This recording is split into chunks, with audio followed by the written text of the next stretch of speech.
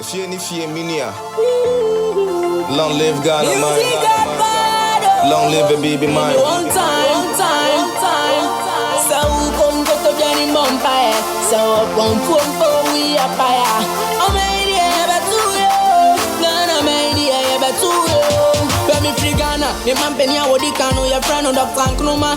Me mini say na woni my dear na boy your mama. Asemba coupe bi na me ya eya me nwanwa. Here ono na je fa hu die. Ye na raya sasini eya body de ma ye. Moja na no hie gunya de to ho ma ye. Edru me ne wo to say ye be ye bi ato aso tie. Ye na de be ya me ne wa ye me ne odi a. Na me ye me ne odi a. Wo so no bi anya bi o.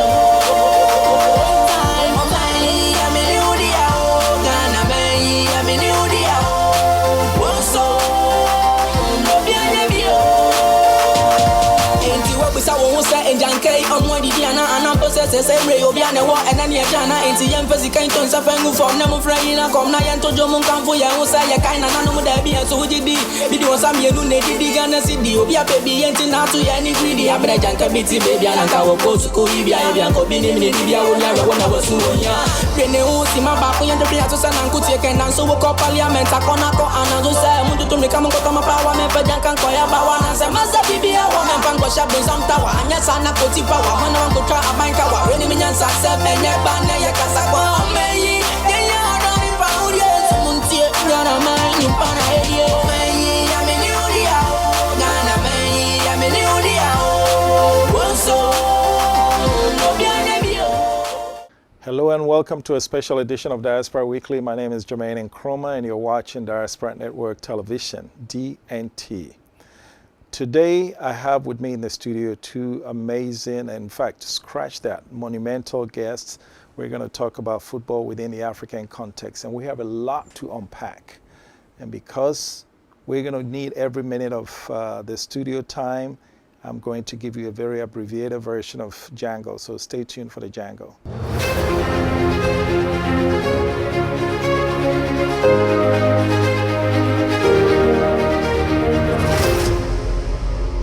Today's Jangle, I want to talk about strategy and Africans and our mindsets. And I want you to watch this video. When you see this video, this is about the new standard gauge railway line that this administration is building. In all, they're planning to build about 1,500 kilometers that trains will pass through. See it right there with your eyes and look at how much intrusion into the rail lines itself that Galamsey people have found a way to. That threatens the very foundation of the rails. And you see, because we don't strategize, this person that doesn't care about what he is doing, you're looking for money today. Tomorrow it could be you on that train that is passing there that derails and you die. I'm using this in context to really point out something that in our quest for money, and we all need money, trust me, I need a truckload of them. But when we pursue money at the expense of our very survival and existence, when you look at the African map, the Sahara is inching slowly southward. Okay, there's a reason for that, because we're cutting our forest for mining. We received a call yesterday from Zimbabwe where some Chinese have bought a large piece of land, thrown people out, they're going to destroy the land and go. The world's ecosystem is being destroyed. The Amazon is on fire. Africa is what's left. If we deplete these forests, it changes the ecosystem. We're going to see a whole lot more devastating natural disasters. At that point, money will not mean anything. And so let's be careful about the environment. Today, that's the Jangle. Stay tuned. We'll be right back. Tap, and stand. It's okay. Go. Let me speak to my people. Now, let me speak to you. I know the stress people go through when they want to send money from abroad to their family members and loved ones in Ghana and even in Africa. See, if you are in the USA, if you are in London, UK, Canada, Europe, any part of the world. See, tap send has made it very easy. All you have to do is to tap and send. Within a twinkle of an eye, your money will be sent with no stress. It's very fast, convenient, and easy to access everywhere. What are you waiting for? Just tap and send. Download Tap Send now on Google Play and App Store. Tap Send. It's secure, convenient, easy, and fast.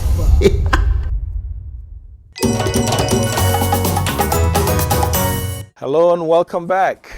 This is Diaspora Weekly again, and I'm joined by, I want you to look at these handsome, it's not always that I get people in the studio who are more handsome than I am, but to my immediate right, advocate, lawyer, Safwa Bebrese, founder and president of COSUA, which is Coalition of Supporters Union of Africa.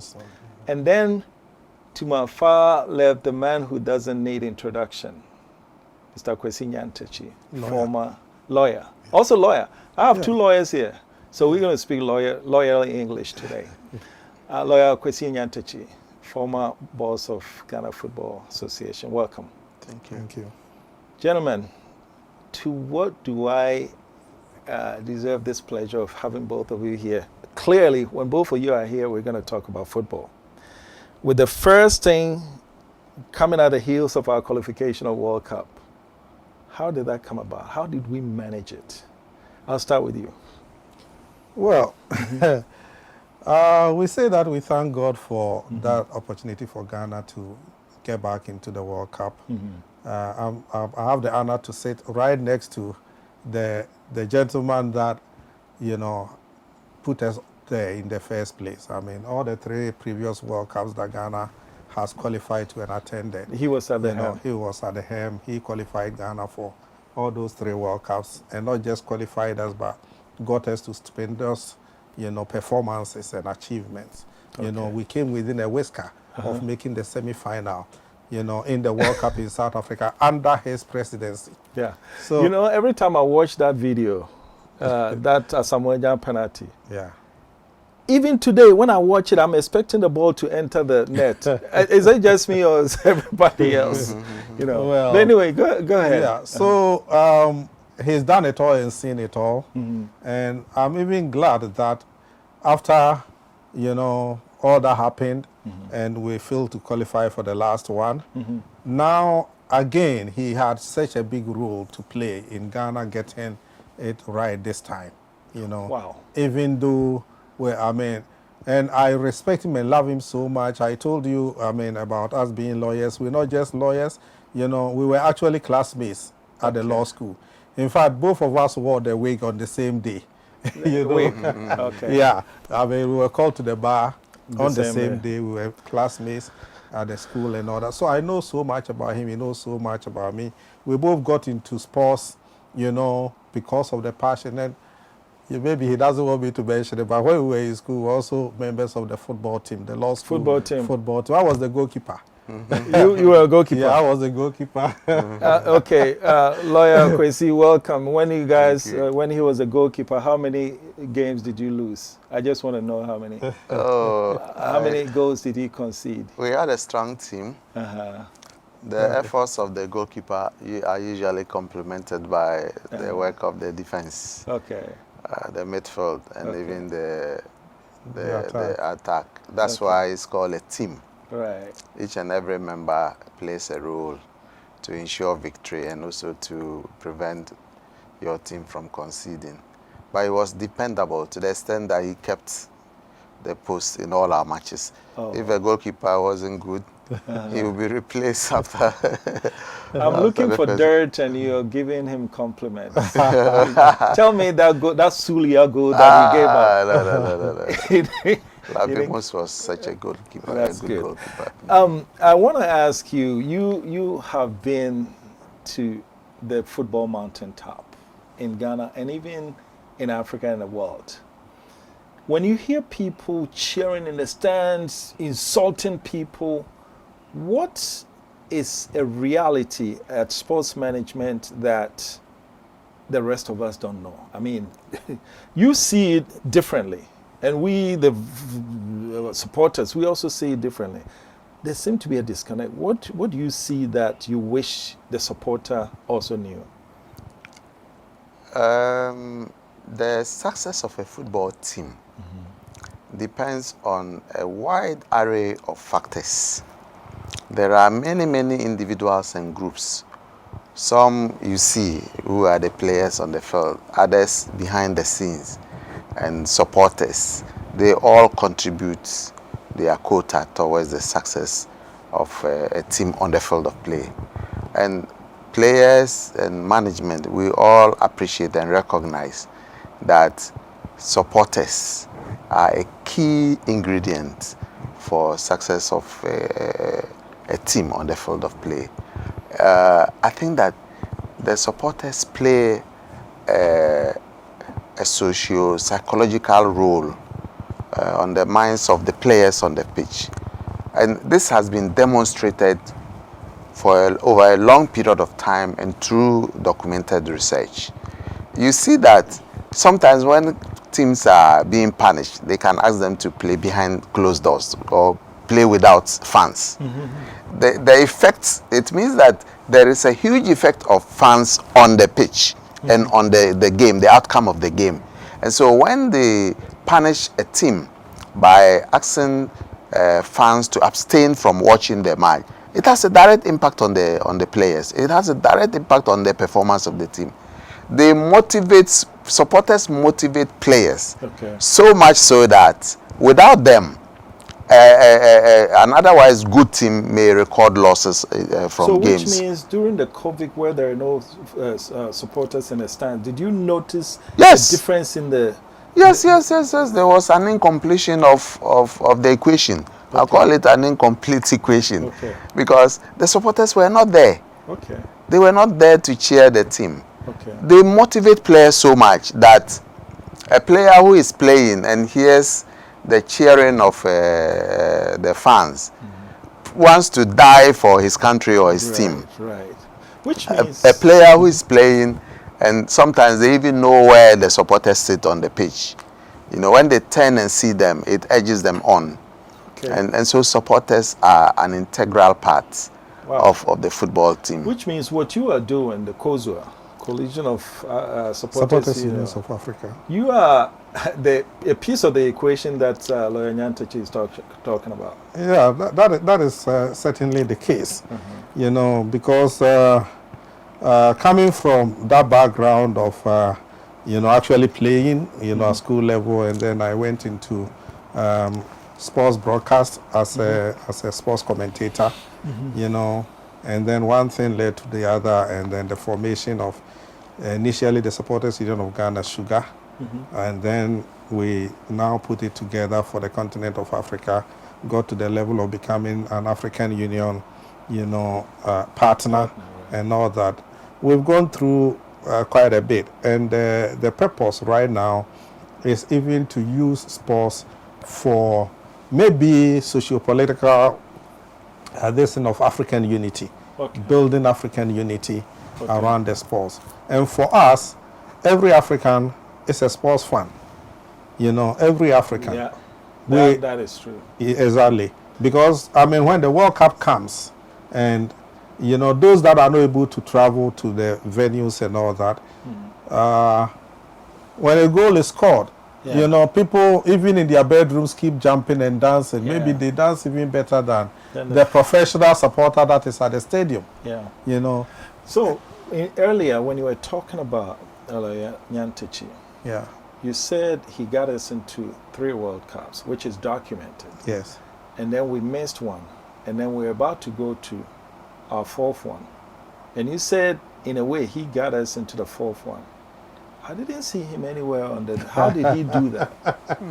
Well, that is not as documented as the first 3, because I mean, the first 3 he was actually in charge. He was the president of Ghana football, you know, and we all know he rose to become the number 2 in Africa and the number 4 in the world in FIFA, and you know all that he's done. You know, when you have that kind of experience, solving problems becomes so easy for you. I mean, it's second nature to him. And Kwasi is such a fundamental, you know, Pan-Africanist first of all, and nationalist. Okay. At a point, I myself was like, if your nation has kind of given up so much, why are you still dying, you know, for your country like this, you know? And many Ghanaians already know what happened. You know, we got to a point where the last qualification game against Nigeria was such a big headache for everybody. And we ourselves also shot ourselves in the foot. I mean, for the World Cup is FIFA. FIFA says that, look, 90 days before the game, tell me the venue where you're going to play. Let's come and inspect. So Ghana says, okay, we're playing in Cape Coast. So, okay, that's fine. Then 60 days to the game, FIFA comes again. Are you still using Cape Coast? Yes. So let's go and inspect. They inspect, they go away. Everybody knows. Nigeria knows we're going to play in Cape Coast. Then 2 weeks to the match, I don't know where it came from, but Ghana decides to go to the same Cape Coast Stadium. For an independence celebration. Put the horses and the chariots on the field and, you know, rough up everything. And at that point, you know, I mean, the whole world, everybody is incensed against us. How can you do this? And you still expect us to play in the Cape Coast Sports Stadium because... So they wanted us to play in a neutral... Yes. Okay. Yes. So, I mean, if it is neutral, it means you have to go out, play your home match outside. Right. Okay. And several venues were being proposed. Of course, Nigeria, I mean, you cannot blame them. They also want to qualify. So they said... Who solved that equation to get us to play in Kumasi? That's the man sitting next to me. Oh, wow. You know, because at a point when Nigeria insisted that, okay, in that case, then let's use, you know, Benin. Okay, because they know Benin actually is a home ground for them. So Ghana goes to play our home match, you know. Well, then let me ask, lawyer, how did you solve this equation? Well, I don't want to take credit for anything. You know, the Football Association is the official representative organization for Ghana, responsible for the management of all football and football-related issues. So when there are issues such as the conflict that erupted over the choice of venue for the match, it is the Football Association that officially takes the lead in ensuring that you get the desired results. But somehow there are other people, including politicians, who behind the scenes may also use their influence to talk to people, but that may not come to the fore. You know, so when you're in the fore now. No.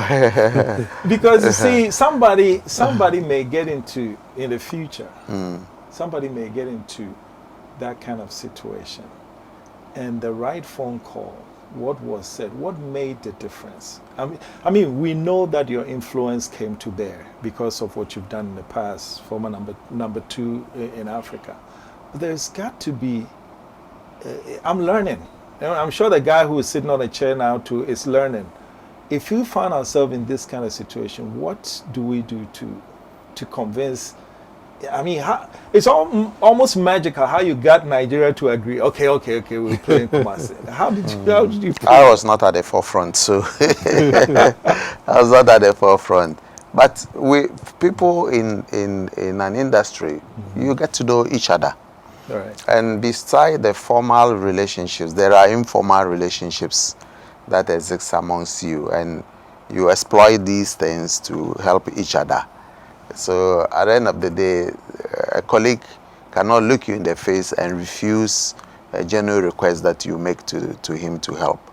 You know, so we are all diplomats. We all play various roles in international relations and diplomacy for our countries, our friends, and allied organizations. So do you think what you were clearly able to pull off, that you don't want to go into detail?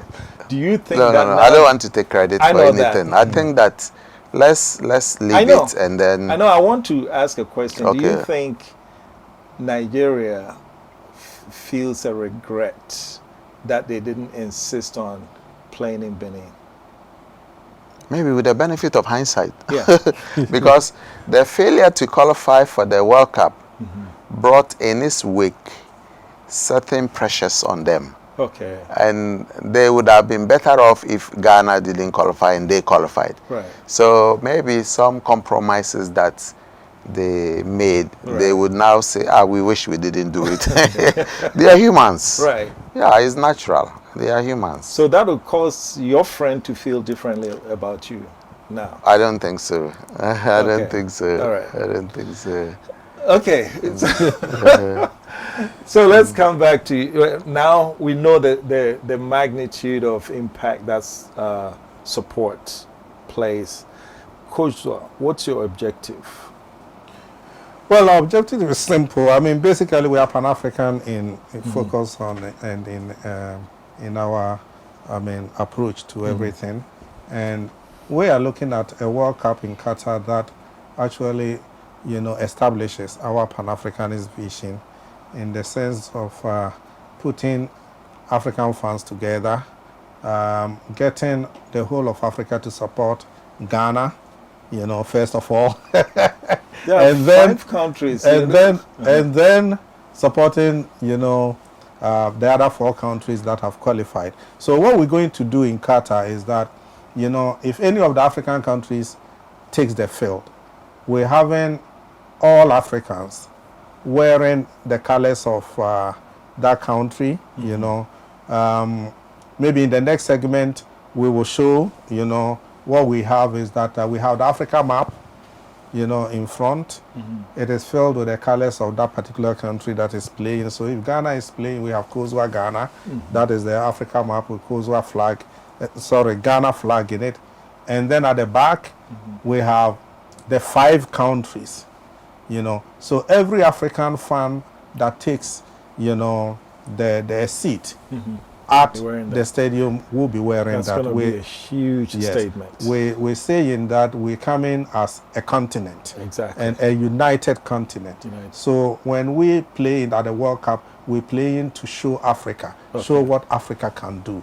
And when we put the strength together like that, it means that when one country exits, the others can still count on the support of the traveling contingent of that country's support base to join the others. We will go all the way until the last country.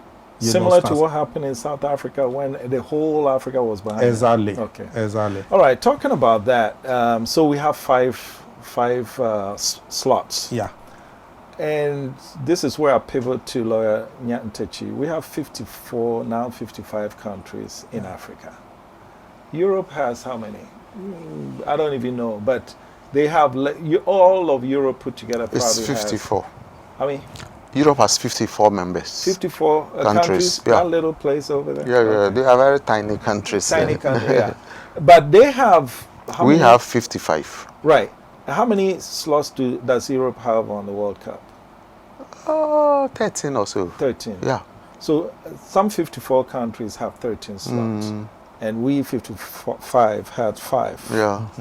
What's the history and future of this arrangement? Football is a bit alien to Africa in terms of the pride of place that it occupies in the scheme of things. If we take South America, we have 10 countries there, and they have 5 countries at the World Cup, so 50% of that. Then Europe, 54, you have 13 countries, which is about 20-something% of that. Then Africa, 55 countries, you have only 5. Yeah. In terms of representation or proportionality, we have been highly unfairly treated. Right. And Africa has made noises over this unfair treatment of our continent over time. And let me even say that this 5 that we had was as a result of a continuity of fights and protests over time. It used to be 1. It went to 2, then 3, then 5. During the tenure of Issa Hayatou as CAF president, he did a lot to enhance the representation of Africa at the World Cup. And the Europeans think that they own the thing. they are the ones who bring the eyeballs to televisions to watch these. Oh, televisions. Yes. Ooh. Let me make beg this to a- differ. Not in terms of No, okay. not in terms of number you and I just watching, One TV, but yeah. sponsors Okay, got it. being attracted. Okay. The sponsors of the World Cup are mainly European and American companies. Most of them American. Correct. Even though football is not the biggest Big sport thing, in the right. United States, yes, but they have the financial wherewithal to put the money into it. So they have a sense of ownership over it, and they think that Africa should play second fiddle. Otherwise, if we look at the best leagues in the world, the players who thrill the fans, most of them from Africa. And yet, when it comes to World Cup, we don't have as many representation from Africa as the Europeans do. So it has been a fight, and this is not only a fight at the level of just the FIFA World Cup. Even on the FIFA Council, Africa doesn't have the number of representatives that Europeans do have or South Americans have, and it reflects in so many other things. You have the African Champions League, you have the European Champions League. Then the European Champions League gets more sponsorship and money than the African Champions League. So this thing is all about money. Yeah, it's about money. The Okay. bottom line is about money. Okay. We'll come back to that. Now we know we have an increase in the World Cup in number, right? Yes, I think Okay. the next World Cup, Right. the 2026 World Cup to be hosted in America, Africa will have more Okay. representation. We'll come back to that. This Yeah. is Diaspora Weekly. Stay tuned. We'll be right back.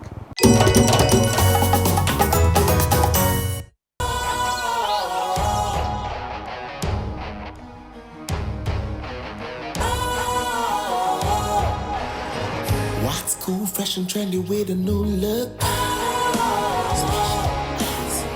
Makes you feel real good, that refreshing vibe. Satisfies you right just the way you like. Do you know? Do you know? Do you know? Ain't gotta do it alone. Specialized makes you flow. Anytime, anywhere. Specialized, feel different. Always think specialized. Special Ice Natural Mineral Water. Feel different. Think special. This advertisement has been vetted and approved by the FDA. Okay, welcome back. This is Diaspora Weekly. I'm joined by lawyer Kwasi Nyantakyi, former GFA boss, and lawyer Safwa Bebresa, COSUA president. When the two of you meet, it's soccer, football. And both of you used to play as well. That part, I can see a football in you, but him, I think I wasn't this fat when we were in school. yeah, they put you in the goalpost. Yeah. All right. So, how did we get the increase? What argument did you finally put up to get us from 5 to 10? For 9, I think. Yes, it was based on the size of the continent, the number of countries we have, and the fact that Africa has also made a significant contribution to the growth and development of football in the world. Okay. Players who have played in European Cups, in the Champions League, and so forth and so on. And the progress and development of even the African competitions, like the African Cup of Nations, our youth competitions, and so forth and so on, that we deserve more. So it was a protracted discussion over a period, and at the end, I think common sense prevailed, and the Europeans and South Americans saw eye to eye with Africans to increase the numbers. Well, good. Let me switch back to you. I know if I ask him, he's not going to take credit for it. But did he have anything to do with that? Well, Yes, I served on the CAF Executive Committee That and the FIFA Council that took those decisions. Oh, I was cool. part of it, but not as an individual. I mean, As part a- of as a a group. group. Yes, Okay. and I made a lot of input into that. So why do you think they finally listened? I think the overbearing influence of African football cannot be ignored in perpetuity. Okay. Or underplayed in perpetuity. Yeah. For a long time, they underestimated and undervalued African football. But the reality caught up with them. Yeah. And they had to come to terms with the reality that Africa deserves better than what we're giving them. Okay. Because even at FIFA meetings, a FIFA president needs Africa to be elected. 55 votes out of the 211 votes. That's a lot of influence. Yes. 211 people vote to elect a FIFA president. And out of that, 55 are from Africa. Wow. About 20-something%. And that is Did you leverage that? This is significant, yes. Okay. So lobbying and persuasion went a long way to achieve this. Okay. And I believe Africa even deserves more. More. Okay, good. Good. That's what I like to hear. Yes. So now, COSUA, if now you have something with 5 teams in the back. Let me make go a comment about COSUA. I think that this COSUA initiative has been downplayed. I think the role that COSUA has taken upon itself should have been a role championed by African politicians. I don't think that this struggle should be left on the shoulders of a private individual to champion, because using football as an instrument of African unity really underpins the whole concept of the OAU, which is now called the African Union.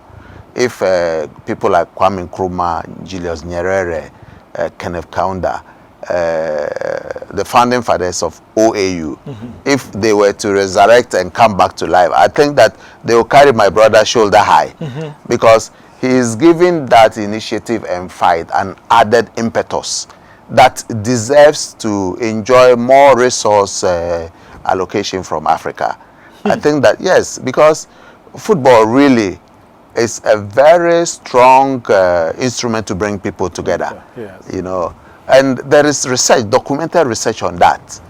It brings unity, it fosters unity, it promotes togetherness and promotes development. It even fights crime. Okay. There is research in South Africa that anytime Orlando Pirates and Kaizer Chiefs play a match, and these are the biggest clubs in South Africa, like Hearts and Kotoko in Ghana, that anytime they play a match, the crime rate in South Africa drops. Because all the criminals are at the stadium watching the match. The police have nowhere to do. You know. Then final question to you before I come to my brother. Yes. If the politicians are not doing it, why is CFA not doing it? Which one is Supporting CFA? I mean, I'm talking about African CAF. I'm sorry. Probably Africa has not been properly briefed, and probably the proposal for African unity clearly enunciated through the charter of COSUA has not been properly explained to CAF.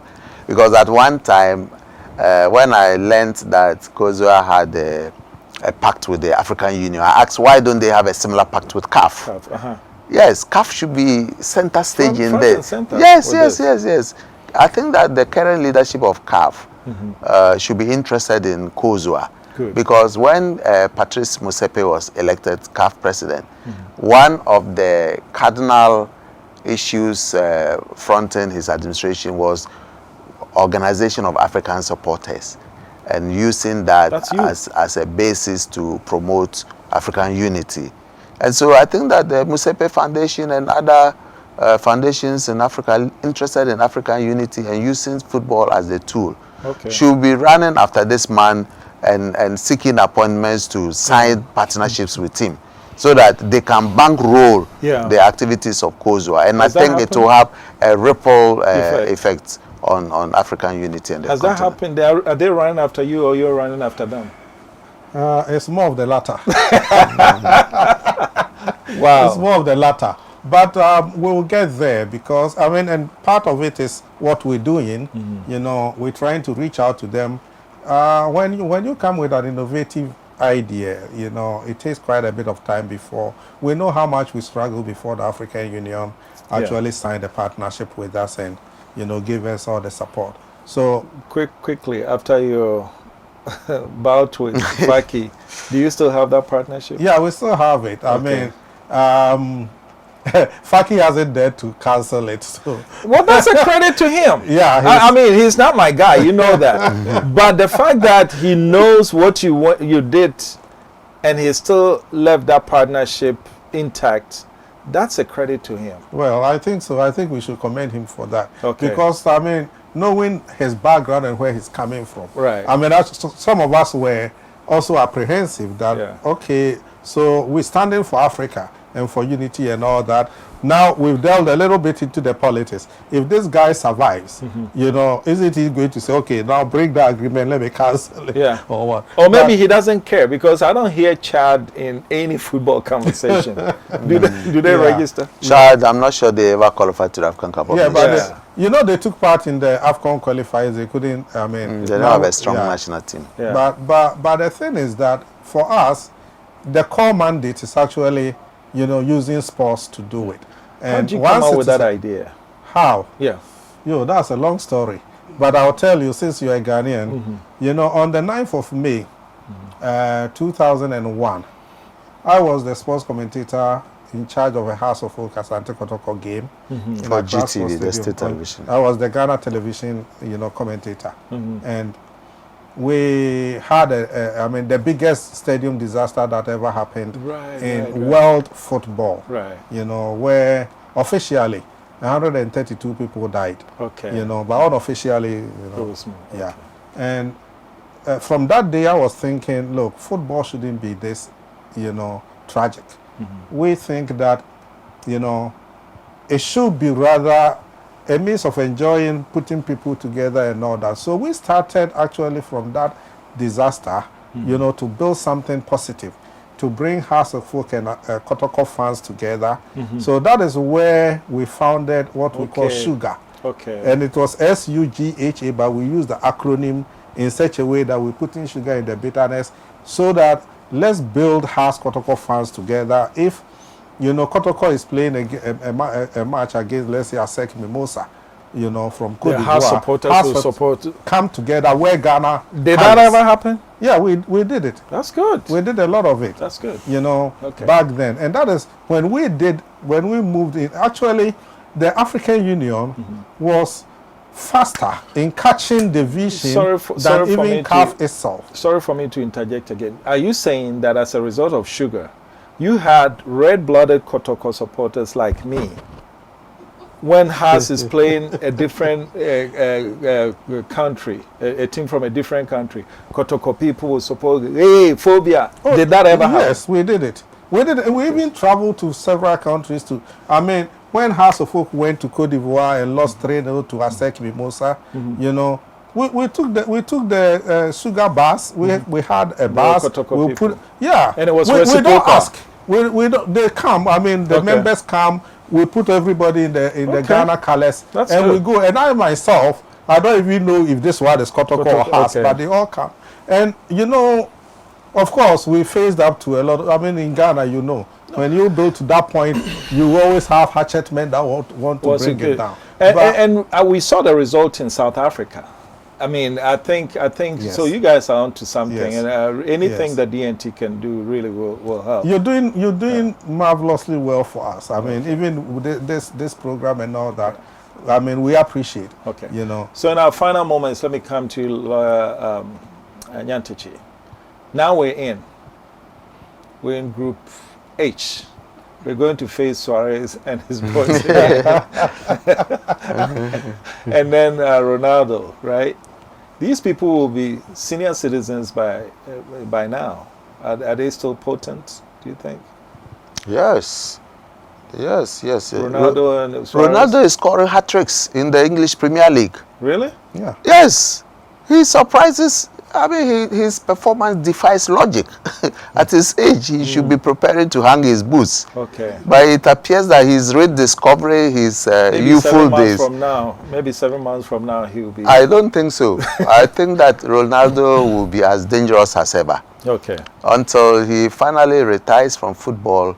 Even at that age, you are imbued with so much experience that even walking around the opponent's penalty area is a source Attracts of two people. yes, and it's a serious danger to your opponent. Yeah. But when he gets the ball there, he can easily place it anywhere and displace the goalkeeper. Yeah. So we should be worried about Ronaldo. Beyond Ronaldo, Portugal is one of the strongest football nations in the world. Okay. There are many, many good players from Portugal. When you go to Manchester City, Ruben Diaz, who was one of, he won the best English league So player. do we have a chance to get into the next round? Good.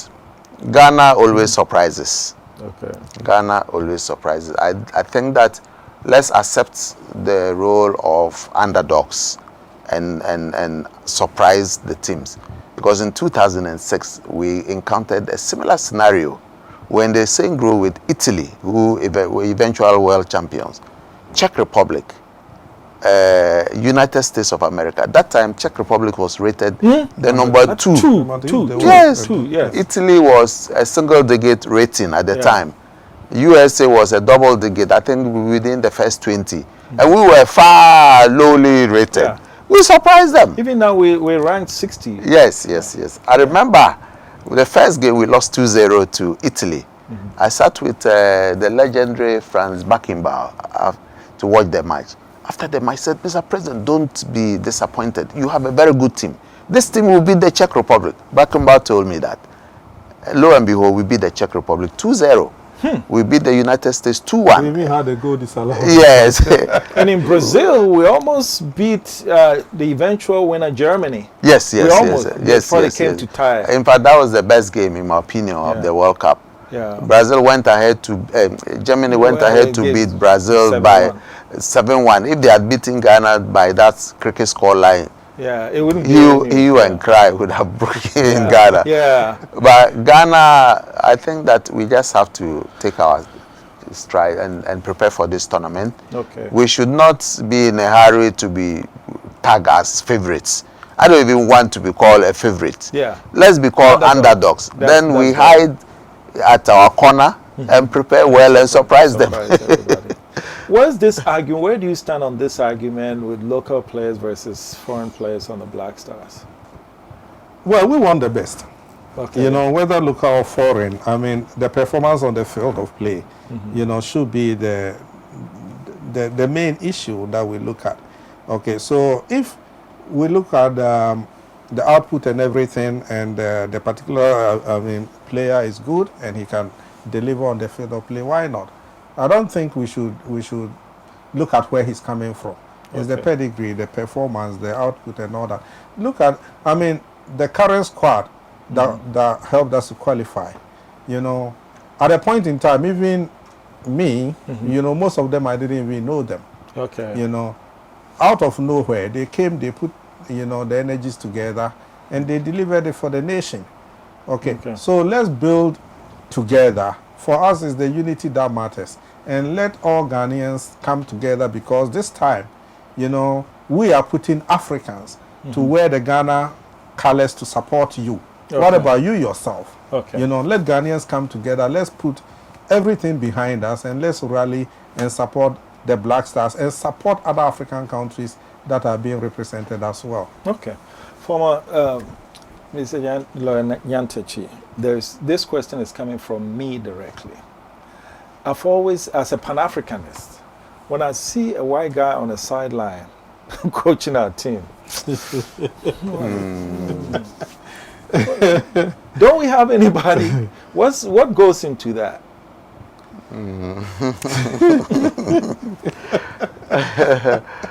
I think that the Pan-Africanists will say that what a white man can do, a black man is capable of doing. I think that over time we haven't really invested in that aspect of the game. Okay.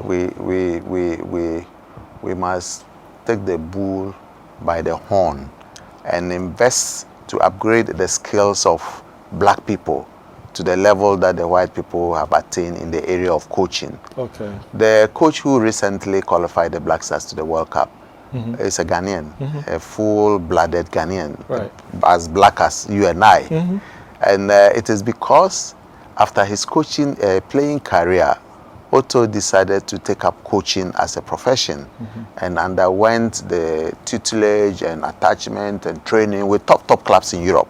He works with Borussia Dortmund, one of the best clubs in Europe and Germany and Europe at large. Before Dortmund, he worked at Nordjylland. I remember I visited them there once. And he has had the best training opportunity. His confidence has been built and he's able to handle this team to the highest level. I think that this gentleman, you see him as a case study, really demonstrates that training can upgrade your skills and make the difference, because he's abreast with the modern trends in coaching, the modern tools of coaching. Because when we took him to the World Cup in 2014, I recall vividly, he was very instrumental in assessing and providing information to the team through the use of technology. He knows the modern apps that they use to monitor players and assess performances, and that has a huge impact to play. And I remember between the end of the game, the first half and the second, the break, the 15-minute break, he did a lot, especially the German game. As a player? No. Otto was an assistant coach. Okay. We use him as a scout to scout the German team. Okay. And there are softwares or apps that are used to gather information on players. Right. He's very fluent, or will I say very conversant with those kind of things. So he was able to use some of them. One is called Y Scout, Instat, and so forth. And so they use it to gather information, statistics, vital stats on players. So they get to know which players are dangerous and so forth and so on. But if you lack these skills, you just be training your team and enhancing their skills and honing their talent. But you will not know anything about your opponent. He will outwit you on the field. Right. So if we are able to train our people and give them this level of exposure, we have a lot of black people doing well. So are you suggesting that GFA should now start to actively, support our former players who are interested in coaching? In fact, they should support people who want to take up coaching. And invest in them to get to the highest level, including both former players and non-former players. Anybody who is interested, give him the support. So based on where we stand, Kwasi Appiah took us to Brazil. Correct. He's taken us to Qatar. Yes. Kwasi Appiah came in 2008. I mean, he was recruited when I was at the FA. Okay. We gave him the opportunity as an assistant coach to Claude Leroy. Okay. Then after that, Milo came, he was the assistant coach. Then Goran Stavanovic came, he was the assistant coach. So when Goran left, we decided to elevate him to the status of a full coach or head coach. And he didn't disappoint. He qualified us to the World Cup. I'll give you the final word, but shortly before that, word on the street is also that the players don't give the same respect to black coaches as they do to white coaches. Is there any truth in that? Maybe in the past. When I came to the FA, I didn't see that, but we used to hear rumors like that. Okay. And there were also rumors that some of the coaches were accepting gifts from players to influence their selections and decisions, and also, I don't know whether they could afford those things. But someone like Kwasi Appiah didn't accept a gift from any player, so he had the independence to take his decisions. And I think that is where it came from. It's not about the complexion of the person. So you think we've seen our final foreign coach on the sideline? I hope so. I hope so, because apart from Otto, we have other equally competent young Ghanaian coaches like Boateng, like Didi Dramani, who have also been exposed to this level of coaching. And any of them given the chance in future can also do the very, very best. Thanks a lot. Final word before we wrap this up. So how do you think how's the support for Qatar going, the preparation? Yeah, the preparation is fine. In Ghana, you won't believe it, but just on the back of that game against Nigeria alone, we were able to register almost 5,000 members, Of COSUA? Yeah. All in Ghana? COSUA Ghana. Okay. In Kumasi, for the game. We have a lot of strategies, we have a lot of plans going forward, and we believe that around this World Cup, by the time of the World Cup, I mean, our figures, our projections are frightening, but we have the courage and the temerity, you know, to go after those visions and achieve them. So we're going to register hundreds of thousands of members of COSUA. We're going to sponsor as many as we can, you know, to Qatar.